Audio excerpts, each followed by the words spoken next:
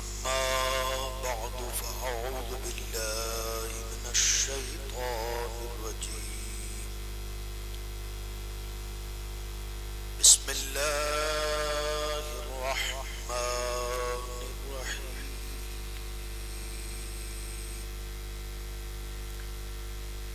والخيل والبغال والحمير لتركبوها وزينة ويخلق ما لا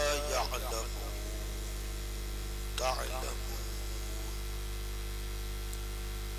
وعلى الله قصد السبيل ومنها جائر ولو شاء لهداكم أجمعين. هو الذي أنزل من السماء ماء لكم منه شراب ومنه شجر فيه تسيمون ينبت لكم به الزرع والزيتون والنخيل والأعناب ومن كل الثمرات إن في ذلك لآية لقوم يتفكرون. وسخر لكم الليل والنهار والشمس والقمر والنجوم مسخرات بأمره إن في ذلك لآيات لقوم يعقلون.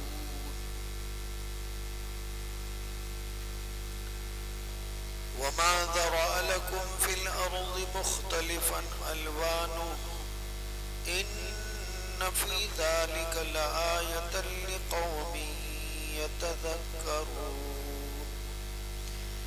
وهو الذي سخر البحر لتأكلوا منه لحما طريا وتستخرجوا منه حلية تلبسونها وترى الفلك مواخر فيه ولتبتغوا من فضله ولعلكم تشكرون. وألقى في الأرض رواسي أن تميد بكم وأنهارا وسبلا لعلكم تهتدون وعلامات وبالنجم هم يهتدون. أفمن يخلق كمن لا يخلق أفلا تذكرون. آمنت بالله صدق الله مولانا العظيم. بارك الله لنا ولكم في القرآن العظيم ونفعنا وإياكم بالآيات والذكر الحكيم. إنه تعالى جواد كريم ملك بر رب رؤوف رحيم ورب الحليم. اللهم نور قلوبنا بالقرآن وزين أخلاقنا بالقرآن وادخلنا الجنة بالقرآن ونجنا من النار بالقرآن. قال الله تعالى وتبارك في شان حبيبه الكريم مخبرا وآمرا إن الله وملائكته يصلون على النبي يا أيها الذين آمنوا صلوا عليه وسلموا تسليما. اللهم صل وسلم وبارك على سيدنا ومولانا محمد النبي الأمي الحبيب العالي القدر العظيم الجاه وعلى آلہ وصحبہ وبارک وسلم. تمام حمد و ثنا تعریف و توصیف اللہ رب العزت کی بارگاہ عالیہ میں.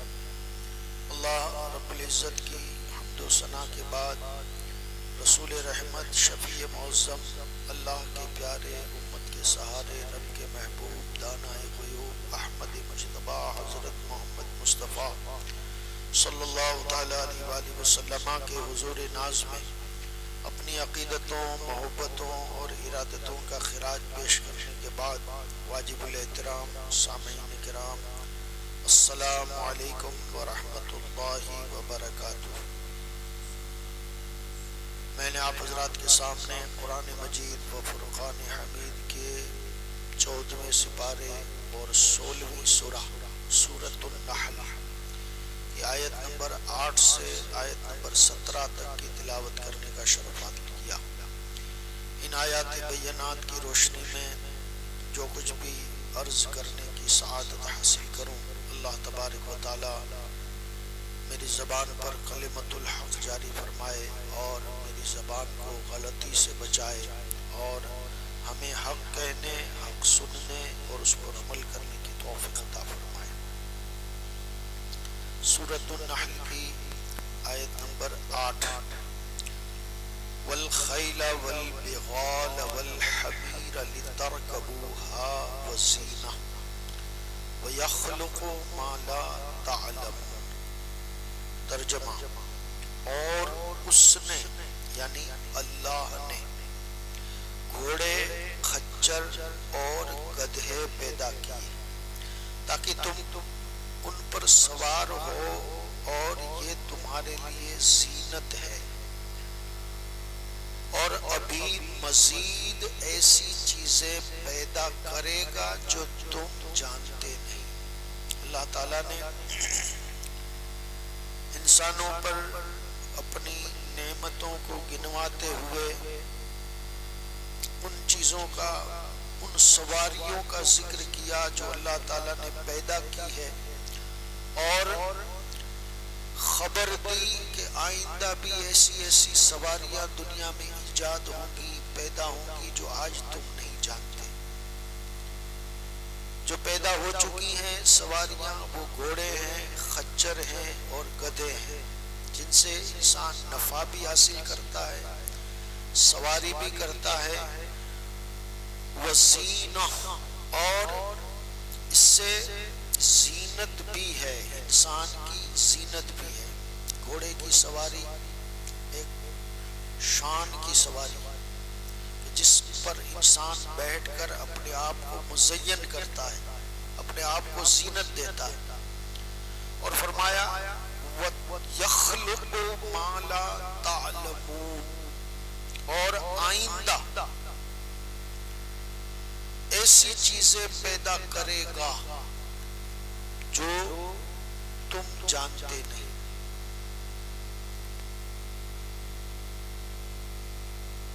اور اللہ تعالیٰ نے انسان کو ایسی سمجھ عطا فرمائی کہ انسان نے لوہے کو تلاش کیا، تانبے کو تلاش کیا، پیتل کو تلاش کیا، اور پیٹرول کو تلاش کیا، ڈیزل کو تلاش کیا، اور پھر ایسی ایسی سواریاں پیدا کی، ریل گاڑی بنائی، موٹر بنائی، ہوائی جہاز بنائے۔ ابھی آگے بھی اور کیا پیدا ہوگا۔ اللہ تعالیٰ نے فرمایا ایسی چیزیں پیدا کرے گا جو تم نہیں جانتے۔ یہ آج کی جتنی سواریاں ہیں وہ سب کی سب اس کے اندر داخل ہے۔ قرآن کریم میں ہر چیز کا بیان ہے۔ گھوڑے، خچر اور گدھے اللہ نے پیدا کر دیے، اور فرمایا آگے بھی ہم تمہارے لیے ایسی شان والی سواریاں پیدا کریں گے جو آج تم نہیں جانتے۔ اور یہ اللہ تعالیٰ کی بہت بڑی انسان پر نعمت ہے، انسان پر اللہ تعالیٰ کا یہ کرم ہے۔ پھر آیت نمبر 9 میں ارشاد فرمایا وَعَلَى اللَّهِ قَصْدُ السَّبِيلِ وَمِنْهَا جَائِرٌ وَلَوْ شَاءَ لَهَدَاكُمْ أَجْمَعِينَ، اور درمیان کا راستہ دکھانا اللہ کے ذمہ کرم پر ہی ہے، اور ان راستوں میں سے کوئی ٹیڑھا راستہ بھی ہے۔ وَمِنْهَا جَائِرٌ، جائر یعنی ٹیڑھا راستہ، قصد السبیل یعنی سیدھا راستہ، جس کو صراط مستقیم بھی کہتے ہیں۔ فرمایا درمیان کا سیدھا راستہ دکھانا یہ اللہ کے ذمہ کرم پر ہے۔ اللہ جس کو چاہتا ہے سیدھے راستے کی ہدایت دیتا ہے، یہ اللہ کے ذمے پر ہے. اللہ ہی انسان کو ہدایت دیتا ہے. اللہ نے یہ اپنے ذمہ کرم پر رکھا ہے کہ جس کو چاہے سیدھا راستہ دکھائے, جس کو چاہے ہدایت عطا فرمائے. اور ان میں کچھ ٹیڑھے راستے بھی ہیں. وَمِنْهَا جَائِرٌ, اور ان راستوں میں سے کوئی ٹیڑھا راستہ بھی ہے. اور اگر وہ چاہتا یعنی اللہ چاہتا تو تم سب کو ہدایت دے دیتا. اللہ اس بات پر قدرت رکھتا ہے, اللہ کی یہ طاقت ہے, اللہ یہ کر سکتا ہے کہ دنیا میں کوئی بھی کافر نہ رہے, سب کے سب مسلمان ہو جائے. لیکن اللہ کی یہ منشا نہیں ہے. اللہ کے علم میں ہے کہ کچھ انسان ایسے ہیں جو جنت کے لائق ہیں اور کچھ انسان ایسے بھی ہیں جو جہنم کے لائق ہیں. اس لیے اس نے سب کو ہدایت دی. تو یہ ہدایت بہت بڑی اللہ کی نعمت ہے. یہ ہم نے اپنے آپ سے حاصل نہیں کی, یہ اللہ کا کرم ہے اور اس پر ہمیں اللہ کا شکر ادا کرتے رہنا چاہیے. بہت سے لوگ ایسے ہوتے ہیں جو مسلمان گھر میں پیدا ہونے کے بعد گمراہ ہو جاتے ہیں, اور بہت سے ایسے ہوتے ہیں جو جن کا اسلام سے کوئی تعلق نہیں ہوتا ہے اور اللہ ان کے دل میں ہدایت کی روشنی پیدا کر دیتا ہے, وہ مسلمان ہو جاتے ہیں. تو یہ اللہ نے اپنے ذمہ کرم پر رکھا ہے. ہدایت دینا یہ اللہ کا کام ہے. اللہ جس کو چاہتا ہے ہدایت دیتا ہے, اللہ جس کو چاہتا ہے گمراہ کرتا ہے. تو اس بات پر ہمیں اللہ کا شکر ادا کرنا چاہیے کہ اے اللہ تو نے ہم کو ہدایت پر رکھا اور آئندہ بھی ہمیں ہدایت پر رکھ. موت کے وقت تک ہم ہدایت پر رہیں. ایمان نہ جانے کب نکل جائے اس کی کوئی گارنٹی نہیں. کوئی ہمارے پاس اس کا ایسی چیز ہمارے پاس نہیں ہے کہ ہمارا ایمان سلامت ہی رہے گا. اللہ بچائے ایمان کے نکلنے سے. ایک لفظ انسان کی زبان سے نکل جاتا ہے, انسان ایمان سے خارج ہوتا ہے. پھر وہ صرف نام کا مسلمان رہتا ہے. نام تو مسلمان رہتا ہے, کام بھی مسلمان کا رہتا ہے, لباس بھی مسلمان کا رہتا ہے, خوراک بھی مسلمان کی رہتی ہے, مسجد میں آتا جاتا بھی ہے, اور گورنمنٹ کے دفتروں میں بھی وہ مسلمان لکھا ہوتا ہے, لیکن حقیقت میں وہ مسلمان نہیں ہوتا ہے. اس لیے ہمارے جتنے بڑے بڑے بزرگ ہیں وہ سب سے زیادہ اس بات سے ڈرتے تھے. سب سے زیادہ ڈر ان کو یہی تھا کہ ایمان ہمارا سلامت رہے. ایمان پر استقامت کی وہ دعائیں کیا کرتے تھے. ایمان اتنی بڑی عظیم الشان پونجی ہے, اتنی عظیم نعمت ہے کہ اس کی صحیح معنوں میں آج اس کی ہمیں قدر نہیں ہے, اس کا احساس ہمیں نہیں ہے. ہم نے یہی سمجھا بس مسلمان نماز پڑھتے تو مسلمان نماز. یہ ایمان ایک نور ہے اور یہ نور اللہ سے دعا کرنی چاہیے کہ یہ ہمارے پاس سلامت رہے, آج بھی سلامت رہے, کل بھی سلامت رہے, خاص کر کے سکرات کے وقت سلامت رہے, اور قیامت کے دن ہم اٹھیں تو یہ پونجی ہمارے پاس ہو, تب تو ہم کامیاب ہیں. بس کامیابی کا یہی ایک گر ہے, یہی ایک راستہ ہے. نمازوں کی اعمال کی کمی تو پوری ہو سکتی ہے, ایمان کی کمی پوری نہیں ہو سکتی. اگر ایمان کا تخم ہمارے اندر موجود ہوگا تو ہمارے مددگار قیامت میں کئی ایک ہو جائیں گے, لیکن شرط ایمان ہے. نابالغ اولاد بھی ہماری شفاعت کرے گی, ماں باپ بھی ہماری شفاعت کریں گے, ہمارے پیر بھی ہماری شفاعت کریں گے, ہمارے بزرگ بھی ہماری شفاعت کریں گے, اور سب سے بڑے ہمارے شفیع المذنبین رحمت للعالمین محمد رسول اللہ صلی اللہ علیہ وسلم بھی ہماری شفاعت کریں گے. لیکن یہ ساری چیزیں ایمان پر ہیں. اگر ہم جاتے وقت ایمان کو سلامت لے کر گئے تو یہ ساری چیزیں. تو سب سے بڑی دولت کیا ہوئی؟ ایمان. اس کی کمی پوری نہیں ہوگی. اس لیے سب سے زیادہ ہمیں جس چیز کا احساس ہونا چاہیے وہ ایمان کا احساس ہونا چاہیے, اور اللہ سے ہمیں ہر دم دعا کرتے رہنا چاہیے, اس لیے کہ یہ اللہ کے ذمہ ہے کہ جس کو چاہے ہدایت جس کو چاہے گمراہ کر دے. وہ کب کس کو گمراہ کرتا ہے کوئی پتہ نہیں. بلعام بن باور جیسے عظیم الشان ولی کو ایسا گمراہ کیا کہ اسے دنیا میں بھی ذلیل و خوار کر دیا اور آخرت میں بھی وہ ذلیل و خوار کرے گا. اس لیے بزرگان دین سب سے زیادہ اس بات سے ڈرتے تھے اور اس بات کی دعائیں کیا کرتے تھے کہ اے اللہ ہمارا ایمان سلامت رکھنا. اور یہ اللہ کی دین ہے. ہدایت دینا یہ اللہ کا کام ہے، انسان کی کوششوں سے نہیں ہوتا ہے، بلکہ اللہ تعالیٰ فرماتا ہے وَعَلَى اللَّهِ قَصْدُ السَّبِيلِ، اور درمیان کا سیدھا راستہ دکھانا اللہ کے ذمہ کرم پر. وَمِنْهَا جَائِرٌ، اور ان سیدھے راستوں، ان سارے راستوں کے اندر ایک ٹیڑھا بھی راستہ ہے جو منزل مقصود تک نہیں پہنچاتا ہے. اس راستے پر چلنے والا کبھی بھی منزل مقصود تک نہیں پہنچتا ہے. وَلَوْ شَاءَ لَهَدَاكُمْ أَجْمَعِينَ، اور اگر اللہ چاہتا تو تم سب کو ہدایت دے دیتا. یہ اس کی چاہت ہے، لیکن اس نے یہ چاہا نہیں. اس نے یہ چاہا کہ کچھ لوگ ہدایت والے ہونے چاہیے، کچھ لوگ گمراہ ہونا چاہیے. یہ اللہ کی منشا ہے، یہ اللہ کی مرضی ہے.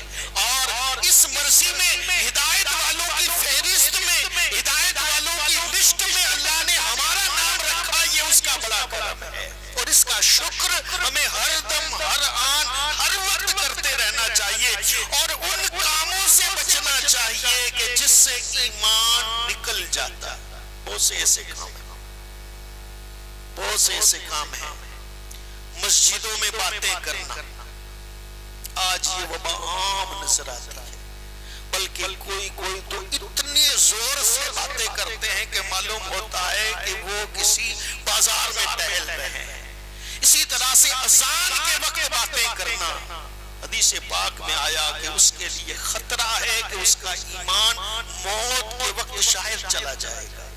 اس لیے اللہ کا شکر اس بات پر بندہ کرتا رہے. پھر آیت نمبر 10 اور 11 میں اللہ تعالیٰ نے اپنی اور بھی نعمتوں کو گنایا. اس صورت میں اللہ نے اپنی بے شمار نعمتوں کو ذکر کیا ہے. جس کو بندہ غور کرے تو وہ ہر دم اس کا شکر کرتا رہے.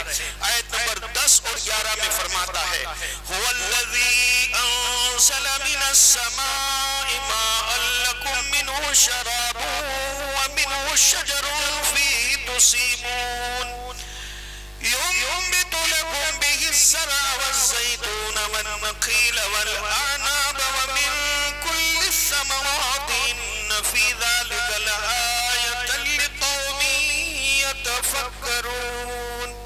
ترجمہ وہی ہے، وہی اللہ ہے جس نے آسمان سے پانی اتارا، اس سے تمہارا پینا ہے اور اسی سے درخت اگتے ہیں جن سے تم جانور چراتے ہو. اس نے اس پانی سے وہ تمہارے لیے کھیتی، زیتون، کھجور اور انگور اور ہر قسم کے پھل اگاتا ہے. بے شک اس میں غور و فکر کرنے والوں کے لیے نشانی ہے. انسان اس میں غور کرتا رہے تو اللہ کی قدرت کی بہت سی نشانیاں اس میں اس کو ملتی ہیں. اللہ نے پانی برسایا، پانی ایک ہے، اس کا ٹیسٹ بھی ایک ہے، اس کا مزہ بھی ایک ہے، اس کا رنگ بھی ایک ہے، لیکن اس سے پیدا ہونے والی لاکھوں چیزیں، کوئی چیز کھٹی ہے، کوئی مٹھی ہے، کوئی کڑوی ہے، کوئی کھاری ہے، کوئی پھیکی ہے. پانی ایک ہی ہے. ہر چیز کی تاثیر بھی الگ ہے. سیب کی تاثیر الگ ہے، کیلے کی تاثیر الگ ہے، اور پھل کی تاثیر الگ ہے. حالانکہ اللہ نے اس کو ایک ہی پانی سے پرورش کیا ہے، ایک ہی پانی سے پیدا کیا ہے.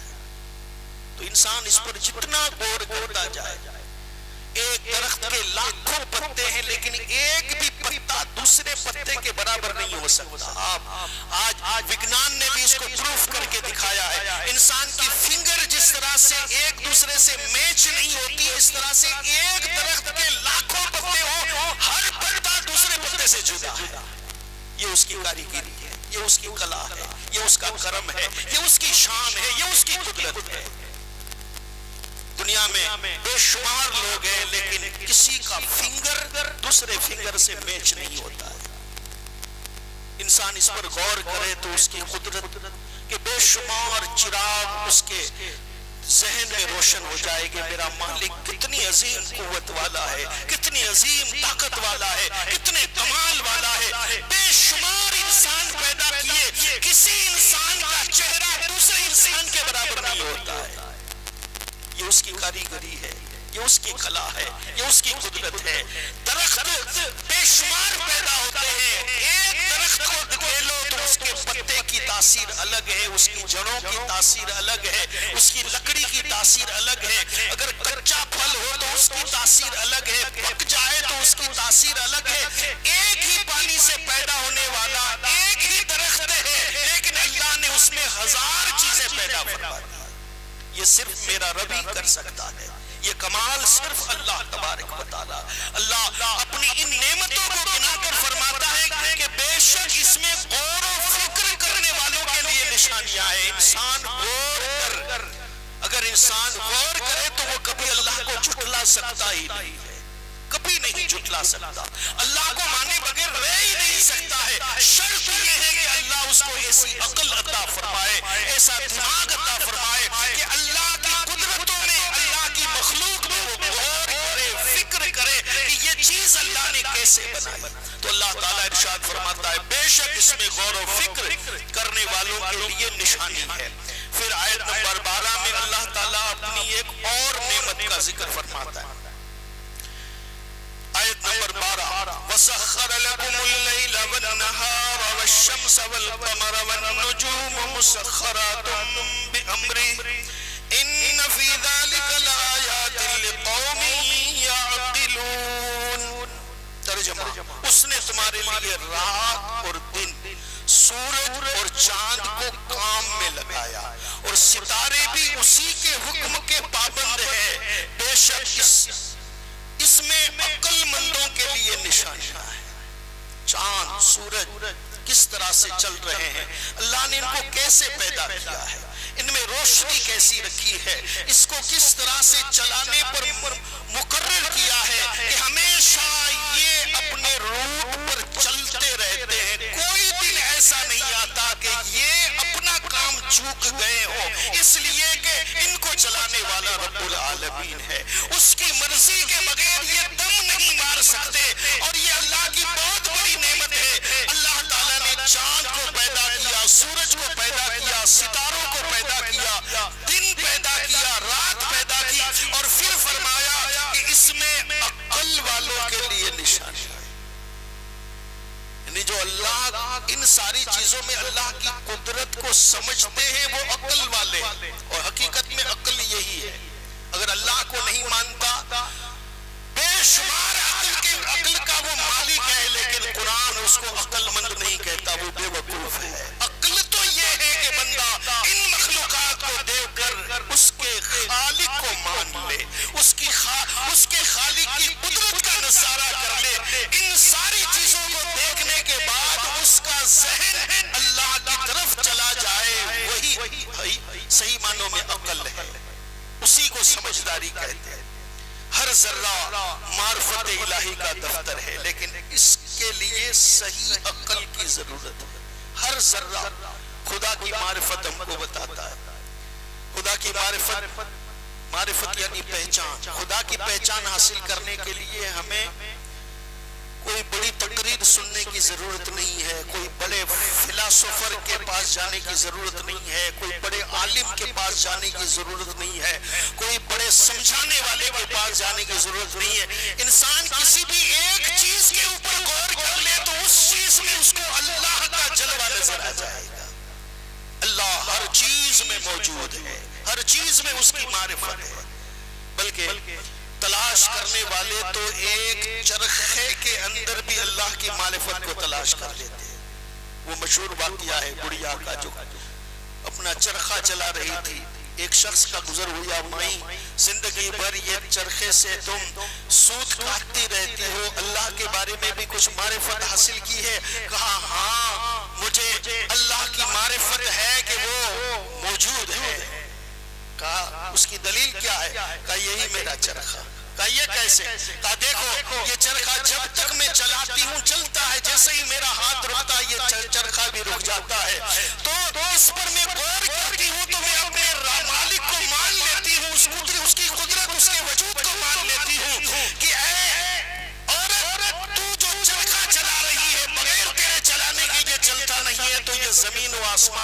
سورج اور چاند بغیر کسی چلانے والے کے کیسے چل سکتے ہیں؟ اور یہی چرخہ مجھے بتاتا ہے کہ اللہ موجود ہے۔ تو ہر ذرہ اللہ کی معرفت کی ہمیں خبر دیتا ہے۔ اللہ تعالیٰ کے نزدیک وہی عقل اچھی ہے جو اللہ تعالیٰ کو پہچانے، جبکہ جو عقل اس کی معرفت تک نہ پہنچائے وہ بے عقلی ہے۔ علم طب، ریاضی، فلکیات وغیرہ بہت عمدہ اور اعلیٰ علوم ہیں کہ ان سے اللہ تعالیٰ کی معرفت میں مدد ملتی ہے۔ کوئی بھی علم جو انسان کو اللہ کی معرفت تک پہنچا دے وہ علم اچھا ہے۔ پھر آیت نمبر 13 میں فرمایا وَمَا ذَرَأَ لَكُمْ فِي الْأَرْضِ مُخْتَلِفًا أَلْوَانُهُ إِنَّ فِي ذَلِكَ لَآيَةً لِقَوْمٍ يَتَذَكَّرُونَ۔ اور اس نے تمہارے کام میں لگا دی وہ مختلف رنگوں والی چیزیں جو اس نے تمہارے لیے زمین میں پیدا کی، بے شک اس میں نصیحت ماننے والوں کے لیے نشانیاں ہیں۔ الگ الگ رنگ کی، الگ الگ ماہیت والی بے شمار چیزیں مخلوقات کے اندر ہے، دنیا میں ہے، اور وہ ساری کی ساری چیزیں اللہ نے انسان کے لیے پیدا فرمائی۔ پھر آیت نمبر 14 میں فرمایا وَهُوَ الَّذِي سَخَّرَ الْبَحْرَ لِتَأْكُلُوا مِنْهُ لَحْمًا طَرِيًّا وَتَسْتَخْرِجُوا مِنْهُ حِلْيَةً تَلْبَسُونَهَا وَتَرَى الْفُلْكَ مَوَاخِرَ فِيهِ وَلِتَبْتَغُوا مِنْ فَضْلِهِ وَلَعَلَّكُمْ تَشْكُرُونَ۔ اور وہی ہے جس نے سمندر تمہارے قابو میں دے دیا، اتنا بڑا سمندر تمہارے قبضے میں دے دیا تاکہ تم اس میں سے تازہ گوشت کھاؤ، تم اس میں سے زیور نکالو جسے تم پہنتے ہو، تم اس میں کشتیوں کو دیکھتے ہو کہ پانی کو چیرتی ہوئی نکلتی ہے، اور اس لیے کہ تم اس کا فضل تلاش کرو تاکہ تم شکر ادا کرو۔ اللہ تعالیٰ نے اپنی نعمت کو بیان فرمایا کہ سمندر اتنا عظیم ہونے کے باوجود اے انسان ہم نے تیرے قبضے میں دے دیا ہے، اتنی بڑی خطرناک موجوں کے اندر بھی تو ایک چھوٹی کشتی لے کر نکلتا ہے، وہ کشتی سمندر کو چیرتی ہوئی نکلتی ہے۔ اس میں اللہ فرماتا ہے کہ ہم نے تمہارے لیے غذا رکھی ہے، مچھلیاں رکھی ہے جس کو تم کھاتے ہو، اور اس میں معدنیات رکھے ہیں، ہیرے رکھے ہیں، لال و گوہر رکھے، مرجان رکھے ہیں۔ مرج البحرین یلتقیان یخرج منہما اللؤلؤ والمرجان۔ سمندر میں سے لؤلؤ بھی نکلتے ہیں، مرجان بھی نکلتے ہیں، ہیرے بھی نکلتے ہیں، جس سے اے انسانوں تم پہنتے ہو، اور یہ ساری چیزیں اس لیے ہم نے رکھی ہیں تاکہ ان سمندر میں تم جاؤ، ہمارا فضل تلاش کرو اور پھر ہمارا شکر ادا کرو۔ پھر آیت نمبر 16 اور 17 میں فرمایا وَأَلْقَى فِي الْأَرْضِ رَوَاسِيَ أَن تَمِيدَ بِكُمْ وَأَنْهَارًا وَسُبُلًا لَعَلَّكُمْ تَهْتَدُونَ وَعَلَامَاتٍ وَبِالنَّجْمِ هُمْ يَهْتَدُونَ۔ اور اس نے زمین میں لنگر ڈالے تاکہ زمین تمہیں لے کر حرکت نہ کرتی رہے، اس نے نہریں اور راستے بنائے تاکہ تم راستہ پالو، اور راستوں کے لیے کئی نشانیاں بنائی، اور لوگ ستاروں سے راستہ پا لیتے ہیں۔ زمین پانی کے اوپر متحرک تھی، ہلتی، جس کو قرار نہیں تھا، اللہ نے پہاڑوں کی میخیں لگا دی، پہاڑوں کے لنگر ڈال دیے۔ یہ پہاڑ زمین کے لنگر ہے، جس طرح سے کشتی کو اگر پانی میں ایک جگہ ٹھہرانا ہوتا ہے تو ملاح جو ہوتا ہے کشتی کا چلانے والا اس کے لیے لنگر ڈالتا ہے۔ وزنی چیزیں ہوتی ہیں جو اس کشتی کو حرکت نہیں کرنے دیتی، وہ ستھر رہتی ہے، ایک جگہ پر رہتی ہے۔ اللہ فرماتا ہے کہ ہم نے زمین میں بھی لنگر ڈال دیے ہیں، ورنہ یہ زمین حرکت کرتی، تمہیں لے کر ادھر ادھر ٹہلتی، لیکن ہم نے اس کو ایک جگہ پر تھما دیا ہے، لنگر انداز کر دیا ہے، لنگر ڈال دیے۔ اور یہ بھی اے انسانوں ہم نے تمہارے لیے ڈالے ہیں کہ تم زمین پر سکون سے رہ سکو۔ وَأَلْقَى فِي الْأَرْضِ رَوَاسِيَ أَن تَمِيدَ بِكُمْ وَأَنْهَارًا سبلا لعلکم تہتدون، اس نے زمین میں لنگر ڈالے تاکہ زمین تمہیں لے کر حرکت نہ کرتی رہے، اور اس نے نہریں اور راستے بنائے تاکہ تم راستہ پالو۔ دنیا میں اللہ نے راستے بنائے تاکہ اس سے تمہیں ایک جگہ سے دوسری جگہ جانے میں آسانیاں ہو جائے، نہریں جاری کی ہیں تاکہ وہ تمہارے استعمال کے پانی کے لیے کام میں آئیں، اور راستوں کے لیے کئی نشانیاں بنائی، اور ستاروں کو بھی نشانی بنا دیا۔ سمندر میں چلنے والے ستاروں کے ذریعے اپنا راستہ طے کرتے ہیں، ستارے ان کا راستہ دکھاتے ہیں۔ پھر آیت نمبر 17 کے اندر اللہ کو نہ ماننے والوں کو اللہ تعالیٰ تنبیہ فرماتا ہے، فرمایا أَفَمَنْ يَخْلُقُ كَمَنْ لَا يَخْلُقُ أَفَلَا تَذَكَّرُونَ، تو کیا جو پیدا کرنے والا ہے وہ اس جیسا ہے جو کچھ نہیں بنا سکتا؟ اے بتوں کی پوجا کرنے والوں، اے بتوں کے سامنے سر جھکانے والوں، ذرا عقل سے تو کام لو۔ یہ ساری چیزیں جو اللہ کی قدرت کا اللہ کی قدرت کی ہمیں نشانی دے رہی ہے، تو اس کے مقابلے میں تم نے ایک بے جان پتھر کو اپنا معبود بنا دیا۔ تو جو ساری چیزوں کا پیدا کرنے والا ہے وہ، اور جو کچھ نہیں بنا سکتا، کیا وہ دونوں برابر ہو سکتے؟ أَفَمَنْ يَخْلُقُ كَمَنْ لَا يَخْلُقُ، تو کیا جو بنائے وہ ایسا ہے جو کچھ نہ بنائے، جو کچھ نہیں بنا سکتا اور جس نے سب کچھ بنایا، ان دونوں کو تم نے ایک کر دیا۔ افلا تذکرون، تو کیا تم نصیحت نہیں مانتے؟ اللہ تبارک و تعالی ہمیں قرآن پاک کا نور عطا فرمائے، اور قرآن کی جن مقدس آیتوں کا ہم نے ورد کیا ہے، بیان کیا ہے، اللہ تبارک و تعالی اس کی سچی سمجھ ہمیں نصیب فرمائے، اور ہمیں صراط مستقیم پر قائم و دائم رہنے کی توفیق عطا فرمائے۔